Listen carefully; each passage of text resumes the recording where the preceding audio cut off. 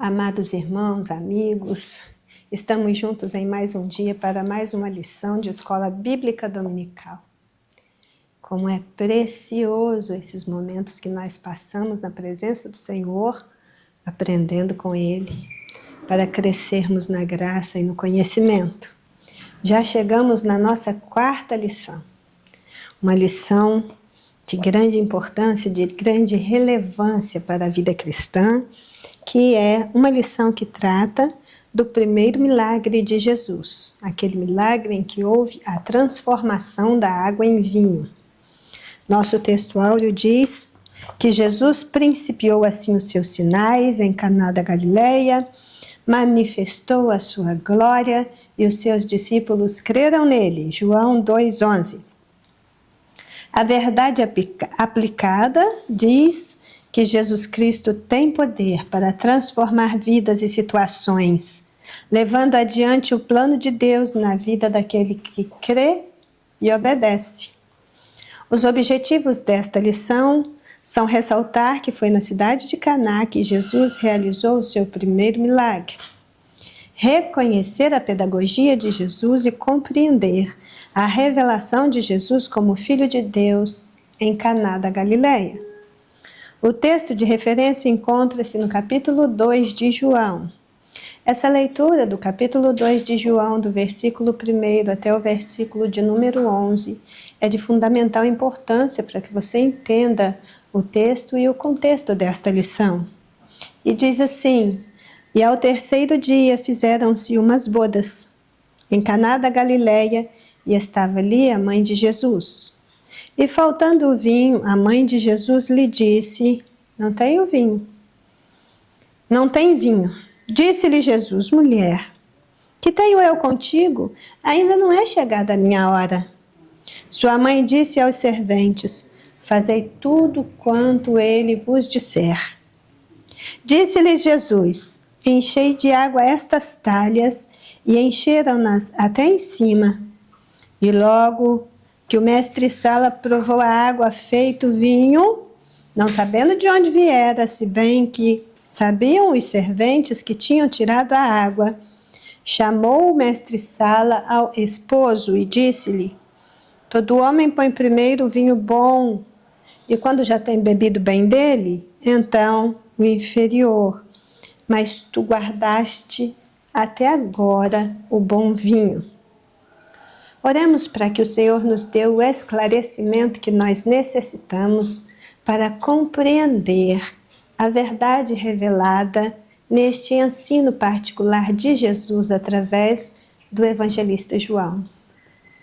Senhor nosso Deus, nosso Pai, nós estamos diante do Senhor nesta manhã de estudo, nesta manhã em que nos voltamos para a palavra de Deus para aprendermos com o Senhor. E aqui estamos, Pai Santo, à disposição do Teu Espírito Santo. Pode falar conosco porque nós estamos ouvindo. Nós queremos ouvir, nós queremos entender, nós queremos ser edificados por esta palavra e assim oramos em nome de Jesus. Amém. Bem, diz a nossa introdução que aqui, nesse texto de hoje, nós abordaremos alguns aspectos acerca do primeiro milagre de Jesus, realizado em um casamento em Caná da Galileia, extraindo lições preciosas a serem aplicadas ao discipulado cristão, como o poder de Jesus para prover e transformar, a relevância da conexão entre fé e obediência, o contínuo crescimento do discípulo na graça e no conhecimento de Jesus Cristo ao longo da sua jornada. Realmente é muito precioso aquilo que nós temos para aprender com esta lição e com esses ensinamentos de Jesus. E eu fiquei meditando, A primeira vez que o Senhor Jesus se expõe publicamente, permitindo que outros vejam uma operação de milagre, uma maravilha, algo sobrenatural, foi em uma festa. E por que uma festa? Foi em uma festa de casamento. E por que o casamento? E quando houve a necessidade, ele transformou água em vinho. Por que a água?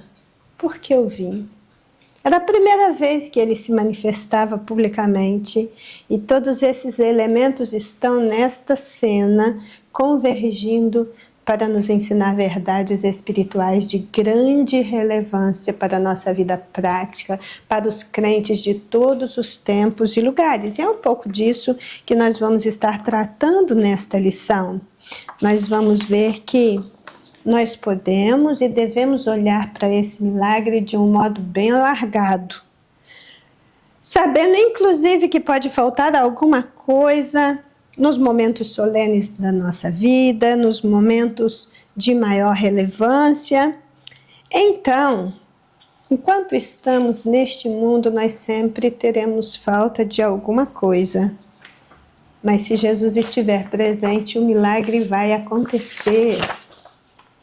Em Filipenses 4,19 diz: porque o meu Deus, segundo as suas riquezas, suprirá todas as vossas necessidades em glória por Cristo Jesus.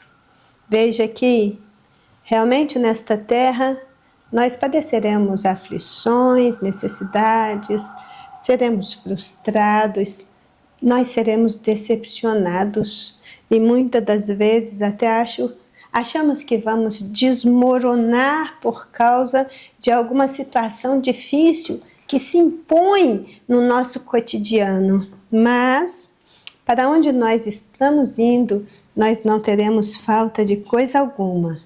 Enquanto estamos nesta casa terrestre deste tabernáculo, como diz 2 Coríntios 5:1, vamos ter problemas sim, mas prevalece a premissa.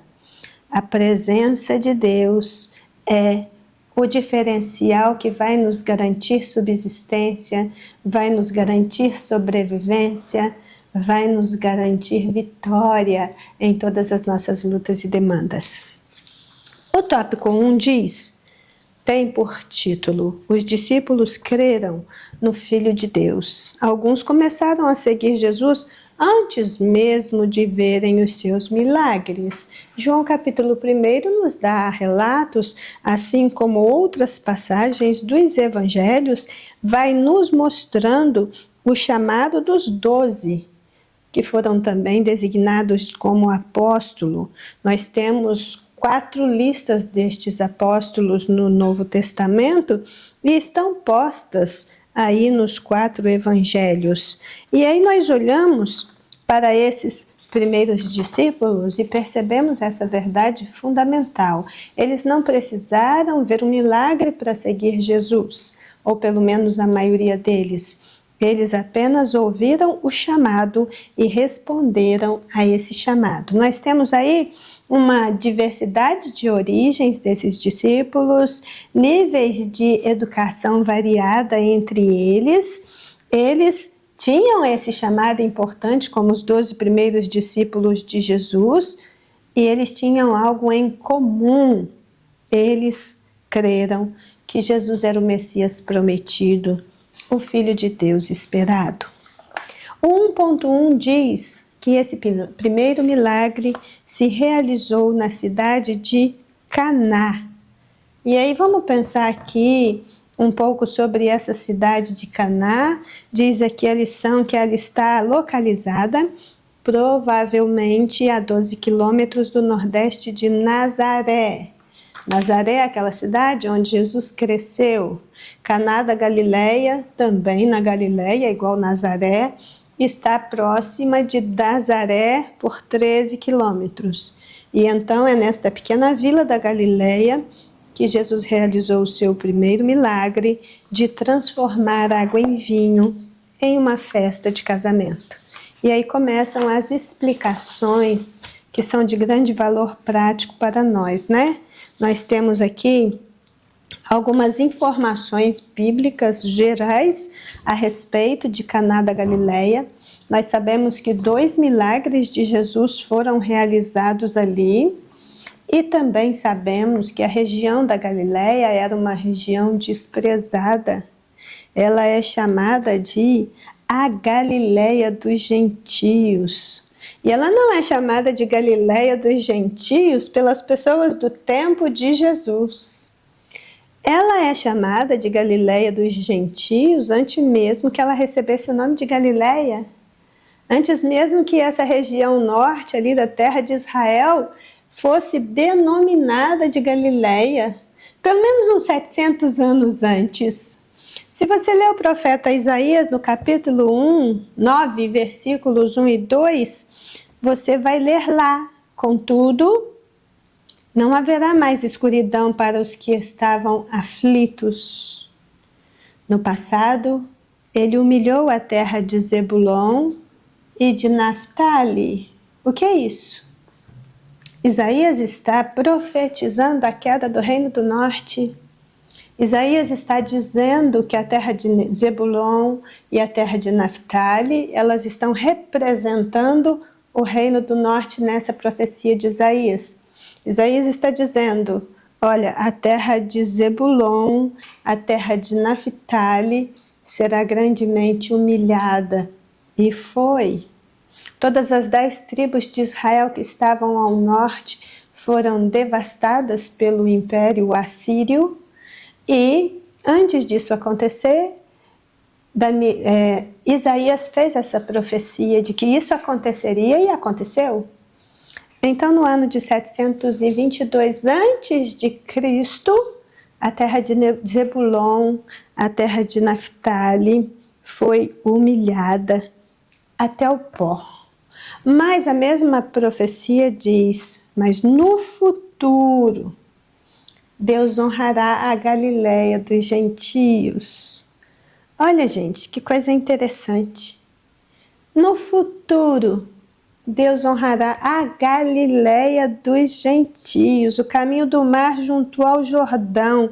E o povo que andava em trevas viu uma grande luz. Sobre os que viviam na terra da sombra da morte, raiou uma luz. É muito bacana esse entendimento das Escrituras no seu todo. Jesus Cristo nasce no sul de Israel como um descendente de Davi. Ele é o renovo justo da raiz de Jessé, aquele que veio como o prometido das nações, o amado das nossas almas. Mas tem que fugir para o Egito. E quando volta do Egito, o lugar da sua habitação é o norte, a terra arruinada, a terra devastada. Ele vai morar na Galileia, uma região que é entendida e é chamada pelos judeus de Galileia dos gentios, porque o que prospera agora no norte da terra de Israel são povos de todas as nacionalidades trazidas para aquele lugar pelo Império Assírio. O Império Assírio tinha essa política de dominação. Ele tirava o povo da sua terra e trazia o outro para habitar. A finalidade, o objetivo do Império Assírio era ruir a identidade, quebrar os vínculos sociais, culturais, políticos, econômicos do povo, para que não houvesse nenhum tipo de reação por parte dos nativos. Então, essa terra que foi devastada, que foi humilhada, que foi entenebrecida, que passou a ser habitada na região de sombra e mortes, é a mesma terra que um dia haveria de acolher o Messias prometido, Filho de Deus, que cresceria ali naquela localidade, oculto aos olhos do mundo, mas dando sequência ao plano divino de redenção da humanidade. É importante a gente ter essa visão do que é Caná da Galileia, que é uma aldeia, um lugar simples, um lugar pequeno, de uma terra rejeitada. Mas entre os rejeitados, entre os simples, entre os despossuídos, entre os menos favorecidos, as pessoas também têm essa ocasião de ajuntamento, de comunhão, de celebração, de se alegrar, de fazer uma festa. E foi o que aconteceu. Mesmo sendo pessoas mais simples, foi organizada na região de Caná da Galileia uma grande festa de casamento em uma casa que nos parece que Maria tinha, a mãe de Jesus, tinha afinidade ali com as pessoas, tanto que ela tem esse trânsito livre pela casa. Então nós vamos ver que é justamente ali que Deus vai, ali na Galileia dos gentios, que esse grande milagre vai suceder. Por quê? Nunca foi o lugar, é onde Deus escolhe. Não são as pessoas, são os propósitos divinos. Não é a situação, mas é aquilo que Deus quer fazer para manifestar a sua glória. Ninguém podia imaginar que Cristo, o Filho de Deus, viria de Nazaré da Galileia e nem que começaria seus milagres ali na pacata cidade de Caná da Galileia, mas foi o que aconteceu, porque Deus não trabalha segundo a lógica humana. Bem, hoje nós não sabemos com segurança a localização dessa vila, Caná da Galileia. Provavelmente ela é uma cidade hoje que tem por nome Khirbet Caná. Khirbet Caná está a 13 quilômetros de Nazaré. Mas, no final das contas, não importa que seja apenas um ponto desconhecido do mapa, mas Jesus estava lá. Isso indica para nós que para Deus não existe gente sem importância e nem lugar sem importância. Tudo é dele. E em todo e qualquer lugar, em toda e qualquer pessoa, ele age segundo a sua soberana vontade. Vejamos o 1.2 que eu juntei com 1.3 para tecermos um comentário aí mais compartilhado. O 1.2 fala da revelação do Filho de Deus e o 1.3 diz que o Filho de Deus traz alegria. Aqui na revista, lendo o 1.2, eu separei aqui esse comentário. Naquele momento, Jesus ainda não havia sido reconhecido como Filho de Deus.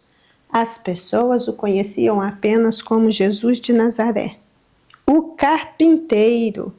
No entanto, ao realizar aquele primeiro milagre, sua glória foi manifesta e os seus discípulos creram nele. Do 1.3, eu separei essa frase que diz que o vinho nos dias do ministério de Jesus representava alegria. Então, findando o vinho, acabaria a alegria. Bem, o que nós vamos perceber é que esse milagre, ele traz algumas particularidades proféticas como nenhum outro. E também foi um trabalho bem apropriado para todo o futuro labor, serviço, empenho do Filho de Deus. Ele pode ser caracterizado do princípio ao fim como aquilo que traz nobreza, qualidade, valor para o que é comum, para o que é simples e até para o que é desprezado. E fala também de uma transformação interior, de dentro para fora. A transformação da água da terra fez surgir vinho do céu. Incompreensível para as mentes humanas tão limitadas, tão finitas e tão presas aos esquemas desta terra. Bem, o próprio Mestre Sala, ele está tão embotado em sua visão de mundo que ele diz: todo homem põe primeiro o vinho bom e quando já tem bebido bem, então serve o inferior. Essa é a lógica dessa terra, deste mundo. Mas o que nós vamos ver aqui, que esse sinal foi o primeiro que Jesus fez e ilustra a natureza básica da nova vida que Cristo veio trazer. Trata-se de uma mudança da natureza. de uma mudança da identidade, de uma mudança da essência. Você vê aquilo que era água transformou-se em vinho. Aquilo que tinha características físicas pessoais teve uma transformação real, mudou para outra coisa.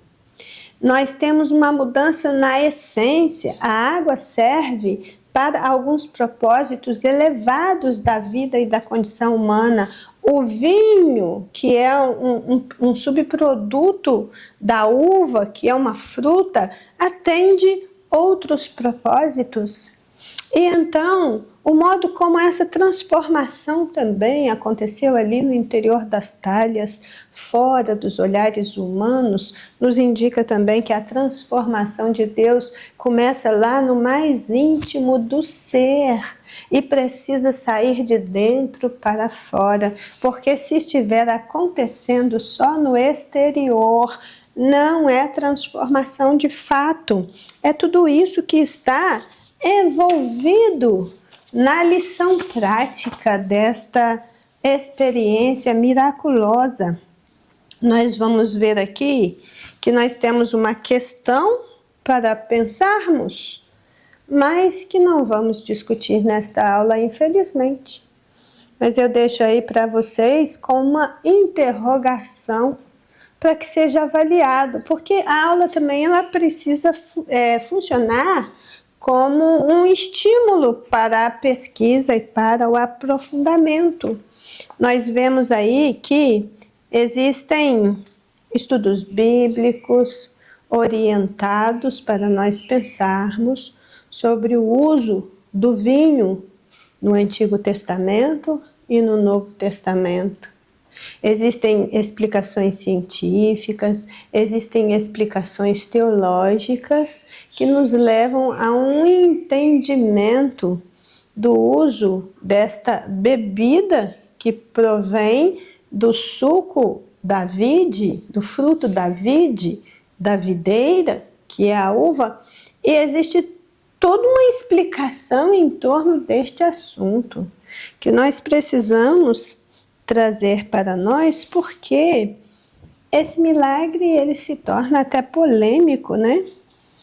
E porque o primeiro milagre transforma água em vinho, uma bebida que traz alegria, mas que também é embebeda, mas que também faz a pessoa perder a razão.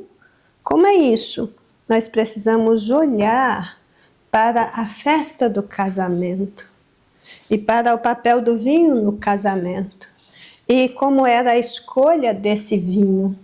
Porque se nós temos aí a oferta de uma bebida que tira a razão, que tira a condição da pessoa de se relacionar socialmente, isso não seria bom para aquela festa.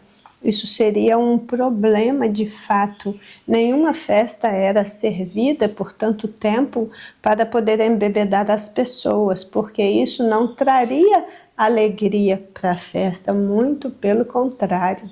Onde as pessoas estão embriagadas, o resultado é problema, é confusão, é tristeza, é aborrecimento sem fim, mas as festas eram montadas como momentos solenes, de uma alegria exultante, que deveria ficar marcada na memória para sempre. Então era um memorial. Nos tempos bíblicos, essas festas de casamento duravam 7 dias e nós vamos vendo que, segundo a tradição da época, as pessoas iam vindo de todos os lugares e às vezes famílias inteiras viajavam até um tempo significativo para chegar até na casa do noivo, e por isso os convidados precisariam de acomodação, de alimentação, de água e de toda a provisão, o que fazia com que a casa do pai do noivo tinha que ser um lugar que tivesse condições de acomodar as pessoas. E elas também se acomodariam na casa de amigos, na casa de parentes, mas o foco era a casa do noivo. Por isso, Jesus vai nos dizer no próprio Evangelho de João, No capítulo 14, no versículo 2, na casa do meu pai há muitas moradas. A casa do pai, a casa do noivo, é o lugar de receber os convidados para a festa. Embora a gente não saiba os nomes destes noivos, mas nós sabemos que eles tomaram a melhor decisão das suas vidas ao convidarem Jesus para a festa. E Jesus, ao ir para aquela festa, ele foi ali na sua condição de Filho de Deus, 100% humano, 100% divino. Como Deus, ele já sabia de tudo que aconteceria por sua onisciência. Então, quando falta o vinho e a mãe vem comunicar a ele essa verdade, não tem vinho. Ele, então, lhe responde que ainda não era chegada a sua hora, que ele não tinha nada a ver com ela ali naquele momento. Ele tinha a ver com o Pai que o enviou para aquele momento. E aí, enquanto a festa acontecia, por um descuido do noivo, por um descuido das duas famílias, o vinho acabou. E o que nós precisamos aprender aqui são 2 pontos relevantes a esse respeito. Primeiro, Jesus estava presente. E mesmo assim o problema aconteceu. Isso diz alguma coisa para você? Isso nos ensina que mesmo sendo servos de Deus, nós não estamos isentos de problemas, porque no mundo nós teremos aflições. Segundo, houve um descuido do casal, especialmente do noivo, pois a responsabilidade pelo vinho, pela provisão do vinho era dele e da sua família, mas faltar vinho numa festa de casamento era um sinal de vergonha, era um sinal de desonra e de falta de compromisso com os convidados. O vinho, sendo símbolo de alegria, quando faltava, indicava que os convidados não estavam sendo bem recebidos e que não havia suprimento de alegria nessa festa para que as coisas ocorressem como deveriam. Então, nós vamos ver aqui que os casamentos nos dias de Jesus e por séculos em Israel eram eventos importantes, eram eventos carregados de simbolismo. Era composto de diferentes momentos e na festa havia a parte religiosa, a parte não religiosa. Então, nós temos uma descrição uma descrição variada destes momentos distintos de uma festa de casamento. Nós vamos ver aqui que a falta de bebida, a falta de comida, a falta de recursos, as condições mínimas, era sinal e gerava constrangimento, vergonha. Sendo assim, poderia causar até um processo por parte da família da noiva.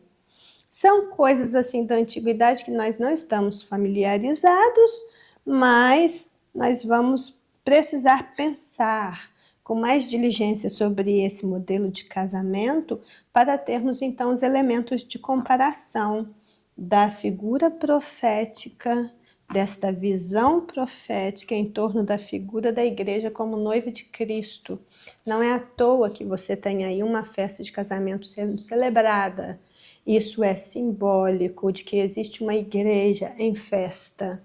Desde que encontrou-se com o seu noivo, ela está se preparando para esse momento em que irá entrar para as bodas do Cordeiro. Então, ela está nesse processo de ensaio, de expectativa por esse momento solene da festa de casamento.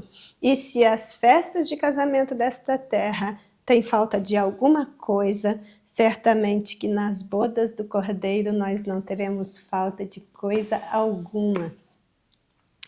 O tópico 2 vai falar sobre o método educativo de Jesus nesse momento em que ele faz a sua aparição pública. O título do tópico 2 é a pedagogia de Jesus.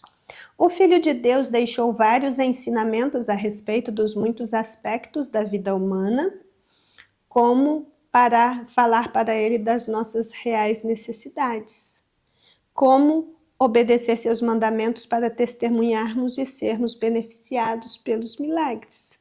Esses são pontos essenciais dos ensinamentos de Cristo e nós vamos tomando ciência deles através do Evangelho de João. Eu quero ler aqui João 2,5, que é citado, quando fala da pedagogia de Jesus. A mãe de Jesus, Maria, vai dizer aos empregados: fazei tudo quanto ele vos disser, porque ele falaria, ele diria, ele orientaria as ações. Nós temos aí um pequeno livreto antigo, mas ainda bem atual, que se chama A Pedagogia de Jesus, de J.M. Price. É também um clássico para todos os que desejam entender melhor os métodos de Jesus para ensinar e propagar a sua visão no mundo. Nós precisamos aprender com os métodos de Jesus, porque nós vamos precisar reproduzir os métodos de Jesus na nossa prática cristã. E o Price escreveu: ninguém esteve melhor preparado e ninguém se mostrou mais idôneo para ensinar do que Jesus. No que toca às qualificações, bem como noutros mais respeitos, Jesus foi o mestre ideal. Isso é verdade, tanto visto do ângulo divino quanto do humano, no sentido mais profundo. Jesus foi um mestre vindo da parte de Deus. Muitos elementos contribuíram para prepará-lo efetivamente para o magistério, e alguns elementos eram meramente humanos, outros divinos. Alguns lhe eram inerentes e outros ele desenvolveu. Então, cada sinal, cada maravilha, cada operação sobrenatural e miraculosa era também um campo de ensino, aprendizado que os seus discípulos desenvolveriam e levariam para a vida. Realmente, o Filho de Deus deixou vários ensinamentos a respeito dos muitos aspectos da vida humana, e tais aspectos precisam ser compreendidos. Assim como Jesus conhecia seu tempo, sabia ler as realidades do seu momento histórico, nós também precisamos ter esta visão mais ampliada acerca de tudo que acontece à nossa volta. Precisamos conhecer as pessoas, seus comportamentos, suas personalidades. Precisamos saber falar com elas, interagir com elas, estabelecer vínculos com elas, porque nós precisamos ensinar o que aprendemos de Jesus de um modo assertivo, de um modo intencional e com conhecimento de causa. Jesus compreendia a mente humana de um modo inequívoco.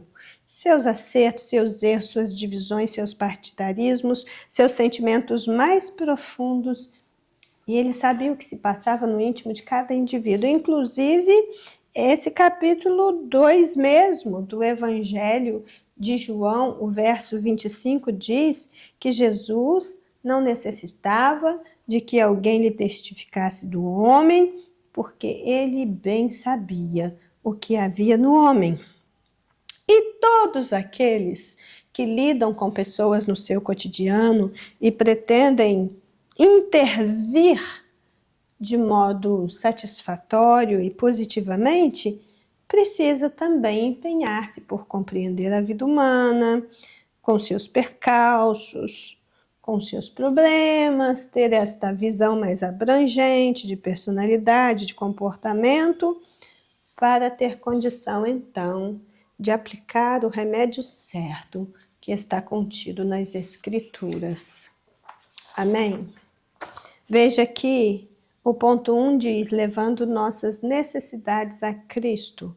Esse ponto vai nos falar de Maria como vaso escolhido de Deus para gerar, criar e educar o Filho de Deus. E entre os presentes nas bodas de Caná, ninguém conhecia Jesus mais do que Maria, por meio de quem ele veio ao mundo como homem. E diante disso, ao comunicar a Jesus o término do vinho, Maria reconheceu que ele tinha poder para mudar aquela situação e por isso disse aos serventes que somente obedecessem. Fazei tudo quanto ele vos disser. Aqui Maria está evidenciando a sua fé em Jesus como Filho de Deus. Quando nós lemos esta questão sobre Maria e de levar as nossas necessidades a Cristo, nós precisamos, com muito cuidado, com muito amor, com muita reverência, com muito temor, olhar para Maria, essa serva do Senhor, e ter uma visão bem equilibrada a seu respeito, a sua pessoa, a sua obra, para nós não criarmos nenhum tipo de situação que não se sustente biblicamente. Você vai ver aqui que Maria, ela é realmente essa pessoa escolhida por Deus de um modo maravilhoso, indiscutível. Ela era uma observadora discreta, ela era fiel, mas, sobretudo, ela era uma serva muito amada. O que ela viveu, a missão que ela recebeu de Deus, o modo como ela se colocou diante do chamado divino, se disponibilizando para ser a depositária da promessa divina, mudou a sua vida para sempre e também mudou o mundo. E ela cantou, regozijando em plena adoração por ter sido achada digna. Ela não se considerava digna, mas deu graças a Deus e o louvou por ter sido achada digna. E o louvor de Maria vai dar uma introdução, vai dar início aos cânticos de louvor e exaltação do Novo Testamento. Quando eu leio o Cântico de Maria, no capítulo 1 do Evangelho de Lucas, eu percebo ali um material muito especial, e esse cântico, ele está saturado das Escrituras. Maria também é uma profunda conhecedora das Escrituras. O coração dessa jovem virgem estava transbordando da palavra de Deus, e só quem tem a palavra pode transbordá-la. Não haveria esse cântico se não houvesse a palavra plantada no seu íntimo. Ela guardou a palavra de Deus no seu coração e transformou essa palavra em um cântico. E nós pensamos que justamente por isso ela foi escolhida para ser a mãe do Filho de Deus. Ela reconhece que Deus está no controle da história, engrandece a Deus pelos seus atributos e das suas obras, e também o seu cântico é uma obra-prima chamada de o Magnificat de Maria. Ele está contido nas Escrituras para nos mostrar e não nos deixar esquecer que Deus não opera segundo o nosso modo de entender, mas que faz tudo o que lhe apraz. E aí, como vaso escolhido, Maria foi até onde era possível. Ela sabia quem era o seu filho, ela sabia da sua missão, ela sabia das promessas de Deus em relação a ele, ela reconhece porque sabia que ele tinha poder para mudar aquela situação, e é por isso que diz aos serventes, vai e obedeçam. Bem, e aí o ponto 2.2 vai falar justamente para nós sobre obediência e milagre. Quando Maria deu a ordem aos serventes, Jesus vai até eles e ordena: enchei de águas essas talhas, João 2,7. Havia ali 6 talhas de pedra cheias de águas para a purificação dos judeus, conforme a tradição mencionada em Mateus 15:2 e Marcos 7:3 e 4. Os empregados obedeceram a Jesus, encheram as talhas e o milagre da transformação de água em vinho se realizou. É um aprendizado muito singular esse, que nos coloca no caminho da bênção, no caminho da vitória, que é as obras de obediência. E quando você trabalha em obediência, você evidencia a sua fé e também mostra a realidade da sua conversão, porque obediência e milagre andam de mãos dadas.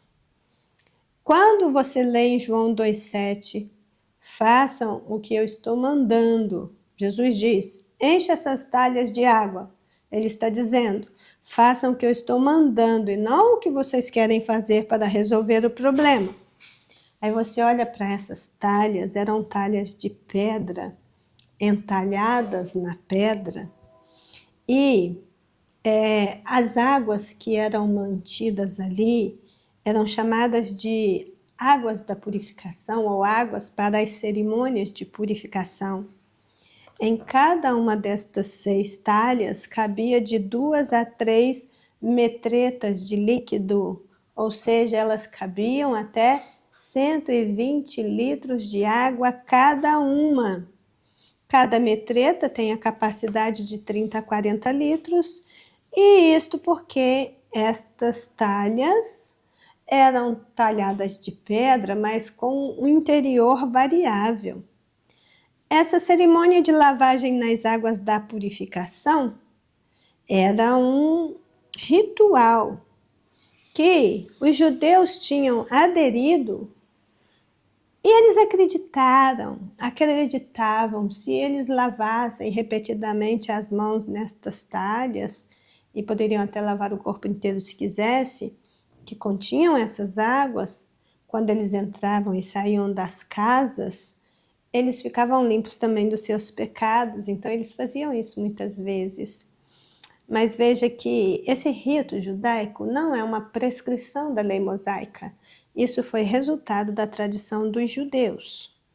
Mas, uma vez se lavando nessas águas da purificação para entrar e sair nas casas, eles continuavam com essa sensação de sujidade, porque o pecado que se traz no íntimo, ele não sai com uma lavagem exterior, porque apenas Jesus pode limpar o nosso interior, remover toda a sujeira do pecado, e apenas a palavra de Deus levada às últimas consequências tem esse poder. João 15:3 vai dizer, vocês já estão limpos pela palavra que eu vos tenho falado. Então, Deus busca 2 coisas naquelas pessoas que se submetem ao seu senhorio.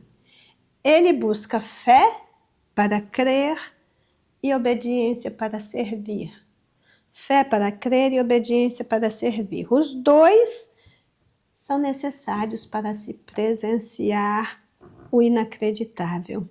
Isso significa ouvir a voz de Deus sem vacilar e também tapar os ouvidos para os conselhos que não vêm da parte de Deus.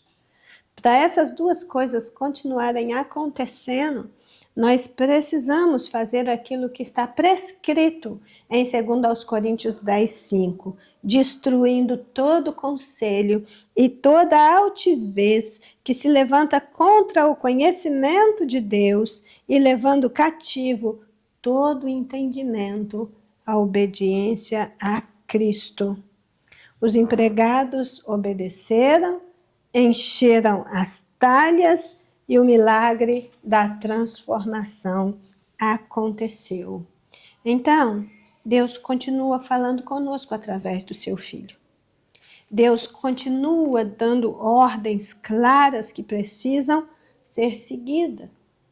Jesus nos ensina, Jesus nos faz discípulos seus, Jesus nos mostra pelo exemplo. Ele não só é o herdeiro de tudo, como é aquele que fez o mundo. Então, transformar água em vinho, mudar a natureza, mudar a essência, mudar a identidade, é coisa completamente possível e absolutamente viável para ele que fez tudo o que existe. Então, para que o milagre aconteça primeiro, é preciso ouvir a voz de Deus e obedecer. Não existe impossível para Deus. Não existe causa perdida para Deus. Não existe absolutamente nada que possa ser um impedimento para Deus operar.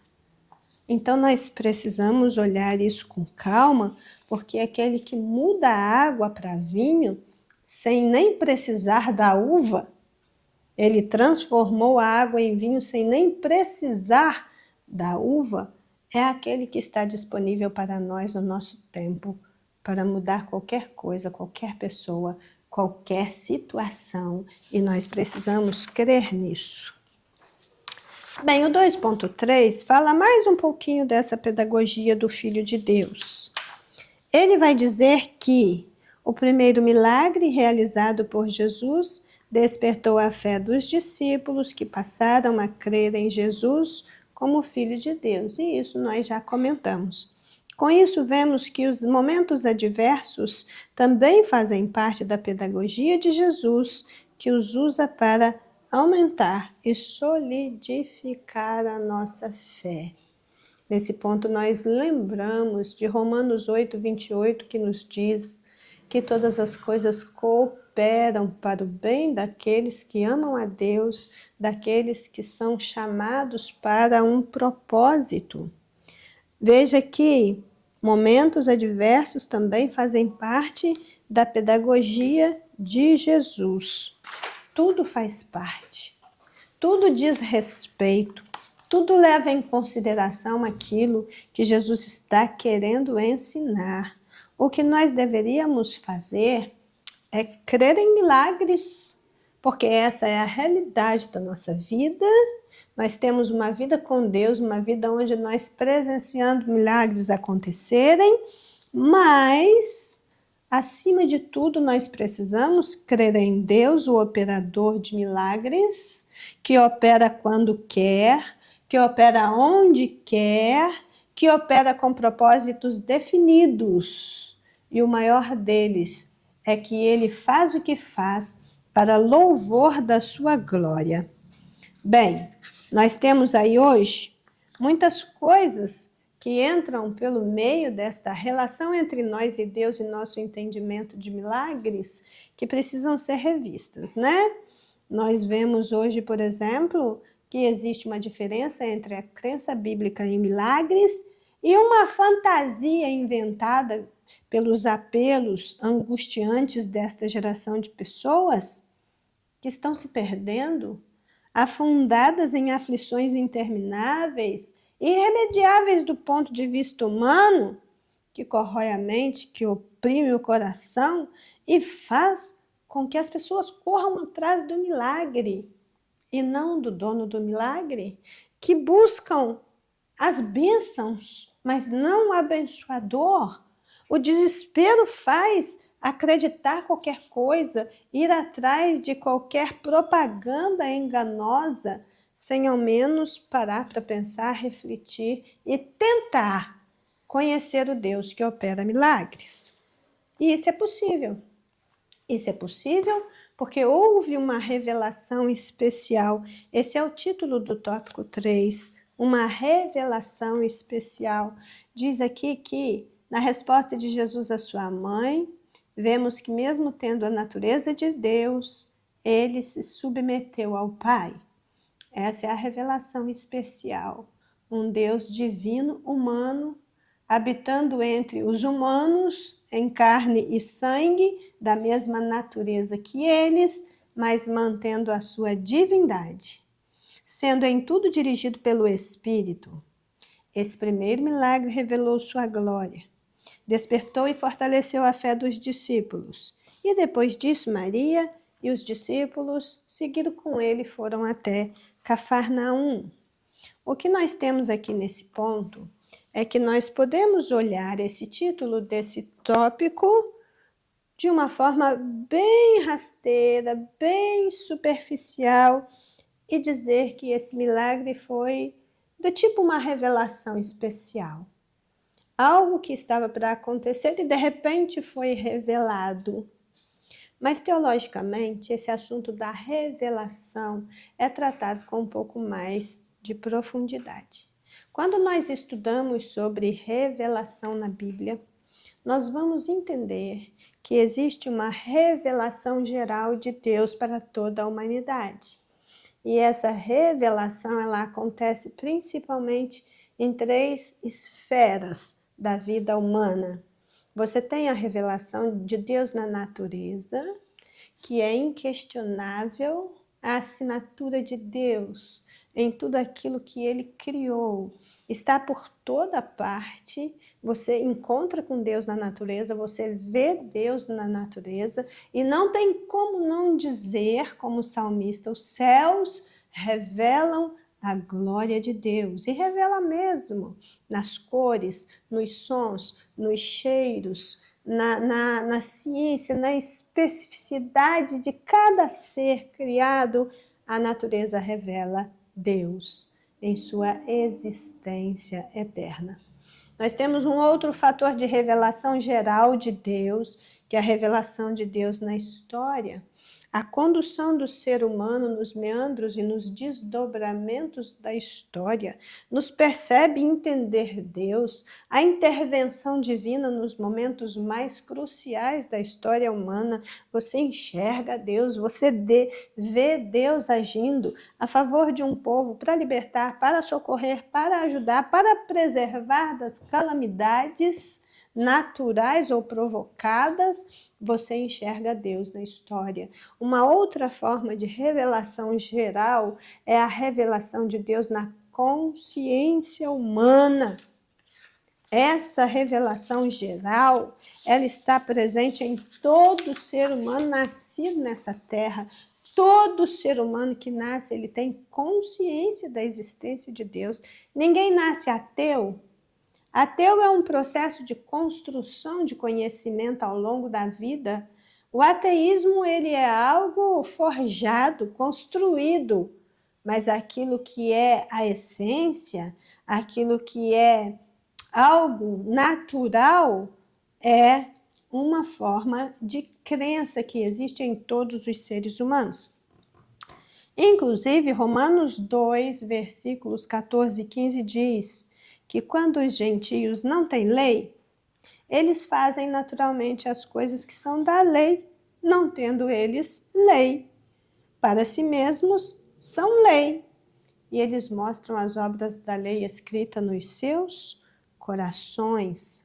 E essas obras da lei, mesmo sem o conhecimento da lei, está testificando juntamente com a sua consciência e os seus pensamentos, quer acusando-os, quer defendendo-os. Você tem uma consciência e pensamentos que se envolvem em todos os seres humanos, que fazem eles agir segundo a lei de Deus, mesmo sem ter a lei de Deus. Então, isso é o que a gente chama de revelação geral, a revelação de Deus na natureza, na história, na consciência humana. Mas não parou aí. Deus não ficou nisso. Deus se revela mais efetivamente através de Jesus Cristo e através da palavra escrita. Porque a revelação geral, ela não revela Jesus Cristo e nem a sua obra redentora sendo dirigida aos pecadores. Então, tornou-se necessário aquilo que é chamado de revelação especial de Deus, que é a sua palavra manifestada na pessoa do Senhor Jesus Cristo. Então, nós temos esse componente importante dentro da teologia para pensarmos que quando esse título fala uma revelação especial, ele não está falando apenas de uma coisa muito simples, muito superficial, que aconteceu em alguma aldeiazinha lá na periferia do mundo. Não, isso aqui nos traz um componente teológico maior que deve ser pensado, que deve ser aprofundado, porque quando Deus se revela em Jesus Cristo e na palavra escrita, Ele está trazendo para nós algo permanente, O conhecimento dessa palavra nos transforma, o conhecimento desta palavra nos faz entender quem é o Filho de Deus e qual é o plano de Deus para as nossas vidas. Jesus revelou a sua divindade nessa festa, nas bodas em Caná. Jesus principiou seus sinais como Filho de Deus para os discípulos, principalmente. Porque quando isso aconteceu, os discípulos creram. Até entendemos que eles não precisariam disso para crer, mas quando aconteceu, eles creram. E nós olhamos aqui para essa mensagem, para essa palavra da revelação da sua divindade, e o texto coloca para nós um versículo que está em João capítulo 10, versículo 30, Jesus dizendo: eu e o Pai somos um. E aí os milagres de Jesus começam desse ponto em diante, segundo as Escrituras, e não antes disso. Nós temos aí alguns escritos chamados apócrifos, que até descrevem romances, ficção, um outro tipo de literatura qualquer, para mostrar milagres de Jesus antes da sua manifestação pública. Mas a Bíblia diz que ele principiou os seus milagres, que os seus milagres começaram aqui. O que foi feito antes deste momento, nós não sabemos. Não temos como dizer que aconteceu, que não aconteceu. Então, o que nós temos como revelação especial de Deus é Jesus Cristo como a melhor prova da existência de Deus, porque ele viveu a vida de Deus entre os homens. O trabalho especial realizado pelo Senhor Jesus o coloca no centro da história e no centro da revelação. Nós vamos ver que o escritor aos Hebreus disse, já lemos o que disse o escritor aos Hebreus, né? Em Hebreus 1, versículos 1 e 2, em momentos passados, né? Já fizemos essa citação, e aqui no texto que eu produzi para estarmos estudando, nós temos aqui esse versículo descrito na íntegra, e lá em Hebreus, capítulo 1, no versículo 1 e o versículo 2, nós lemos que, havendo Deus antigamente falado muitas vezes e de muitas maneiras, se revelado de muitas formas aos pais pelos profetas, essa revelação escrita já começou lá na antiguidade de Israel, a nós falou nesses últimos dias pelo Filho, a quem ele constituiu herdeiro de tudo e por quem também ele fez o mundo. Então, lendo isso, olhando para aquilo que Paulo disse em Colossenses 2, de que em Jesus Cristo habita corporalmente toda a plenitude da divindade, olhando para o que o João diz em João 1,18, ninguém jamais viu a Deus. O Deus unigênito que está no seio do Pai é quem o revelou. E o próprio Jesus disse, ninguém conhece o Filho senão o Pai, e ninguém conhece o Pai senão o Filho, e aquele a quem o Filho quiser revelar. E ainda mais, quem me vê a mim vê o Pai, e com isso, a igreja desde o princípio é vista em Cristo, a suprema revelação do Pai. Então, nós temos aqui, quando Jesus se deixa perceber, quando Jesus se deixa aparecer, quando Jesus deixa os outros verem o que ele pode fazer, ele também está revelando a sua divindade como Filho de Deus. Nós temos aqui o caso da família de Jesus, que está também na festa. E, com a presença da família de Jesus na festa, algumas questões são levantadas para nós. O que eu fiz nesse finalzinho de lição foi juntar família, discípulos e igreja, porque 3.2 é a família de Jesus, 3.3 os discípulos e a igreja. Nós já estudamos sobre isso nas 3 lições anteriores, que a princípio os outros filhos de Maria, ou seja, os irmãos naturais de Jesus, não creram nele. Também temos estudado nesta lição que os discípulos o seguiram mesmo não tendo plena compreensão da identidade divina de Jesus e da totalidade do plano da revelação. E nós vamos ler aqui no 3.3 que Jesus convidou pessoas comuns para fazerem parte do seu plano de salvação e que todas estas pessoas reunidas por Jesus, elas são uma figura da igreja de todos os tempos. Então, juntar as 3 coisas, né? É importante, é necessário. Veja bem, quando fala da família natural de Jesus, diz que eles ainda não haviam percebido de fato quem ele era, com exceção da sua mãe. Mas isso demoraria ainda um tempo. Somente depois da ressurreição é que isso ocorreria. Quando o Evangelho de Marcos se refere à família de Jesus, ele vai fazer isso de um modo bem inusitado, porque Jesus está reunido, e ali ele está falando para uma multidão de pessoas.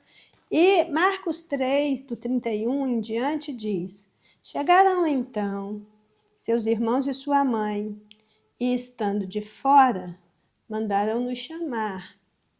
E a multidão estava sentada ao redor dele e disseram: eis que a tua mãe e os teus irmãos te procuram e estão lá fora.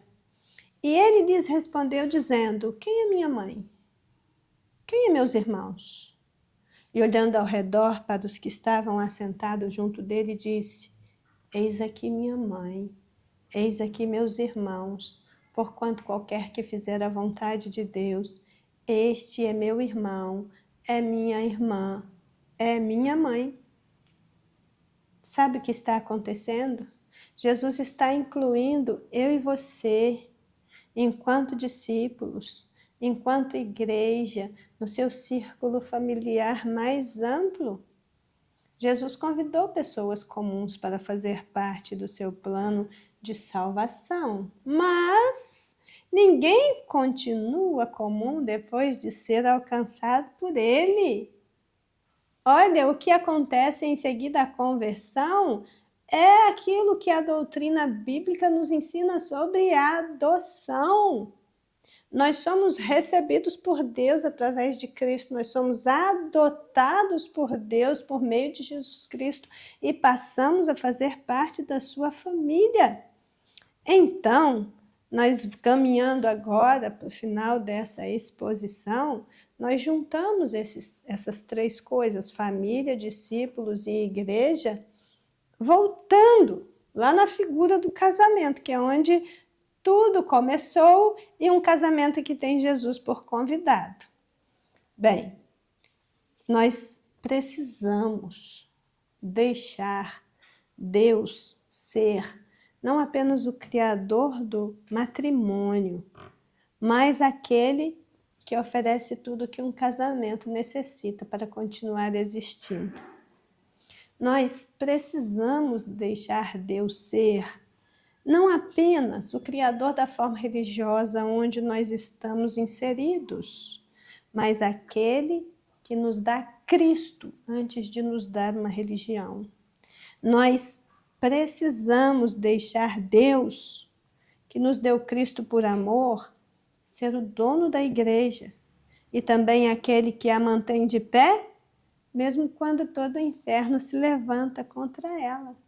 Quando isso acontece, de termos Jesus presente e podermos usufruir dos benesses de tão grande salvação, nós somos não somente agraciados com um lar melhor, com uma trajetória de discípulo melhor, como uma igreja melhor, como também, enquanto vamos vivendo com Deus, em Deus e para Deus, ele vai recebendo honra, glória, reverência e louvor. O nome de Cristo é exaltado e o Espírito Santo se compraz em fazer a sua grande obra em nós e através de nós. Tudo isso porque Jesus foi convidado para a festa. A conclusão diz que o estudo do milagre operado por Jesus no início do seu ministério terreno deve nos conduzir a uma sincera reflexão com a indispensável ajuda do Espírito Santo sobre a necessidade de continuarmos sendo fortalecidos na fé em Cristo, prosseguirmos crescendo na graça e no conhecimento de Jesus Cristo e no anúncio a toda criatura sobre o poder de Jesus Cristo para transformar vidas e situações de acordo com o plano divino de salvação. Coisa linda isso, maravilhosa, um aprendizado essencial. Jesus Cristo tem poder para mudar tudo, para fazer qualquer coisa. E Ele vai até no mais íntimo da vida familiar e muda relacionamentos que já estavam acabados, destruídos. Ele muda a essência dos vínculos familiares para que a alegria volte para casa, volte para os nossos momentos de intimidade no lar. Ele muda tudo, Ele é soberano, Ele é poderoso, Ele está conosco, Ele está instruindo a nossa mente para transformar a nossa vida. E essa é a essência da lição de hoje. Deus muda a natureza, Deus muda a essência, Deus muda a identidade, Deus muda a personalidade e Ele até transforma a água em vinho sem precisar da uva. Amém? Que Deus seja louvado e nós vamos agora orar agradecidos por mais esse momento de crescimento espiritual. Senhor Deus, nós te adoramos, nós te bendizemos, nós louvamos o teu nome por esse encontro. O Senhor nos foi favorável, o Senhor falou aos nossos corações. O Senhor nos deu as instruções para que a nossa mente pense os pensamentos de Deus e haja de conformidade com a sua soberana vontade. Nos dá agora um dia de paz, um dia alegre e que possamos trazer essa alegria para dentro de casa, trazer essa alegria para dentro da vida e que ainda que nos falte tudo, que não nos falte a alegria do Teu Espírito Santo, e assim oramos em nome de Jesus. Amém? Deus abençoe seu dia, sua casa, sua vida, e que em tudo o nome do Senhor seja glorificado.